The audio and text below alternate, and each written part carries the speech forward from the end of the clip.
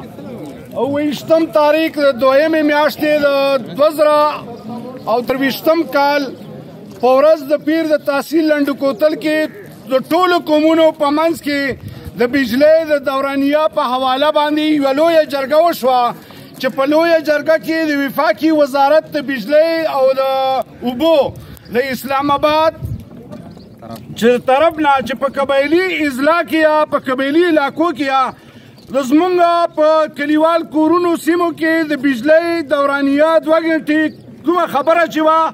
دغو عوامو الحمدلله مسترد کړه او ورسره د قبایلي اضلاع عوامو دا شی چې دی ظلم او جبر یا وګڼل چې دا ډېر لوی ظلم او جبر دی ګرینډ جرګې د لویې جرګې چې دی په قبایلي عوامو کې قبایلي عوامو په خلاف دا خبره چې ده د وفاق وزارت د اوبو د بجلۍ دا یو اټم بم حمله یې وګڼله چې په موږ باندې دا د اټم بم حمله ده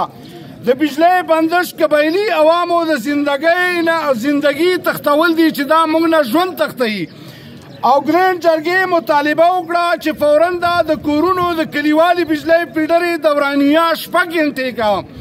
ګرینډ جرګې ریاست ذمه دارانو ته خبرداری ورکوي چې راروان د بود په ورځ باندې یعنې چهارشنبې ورځ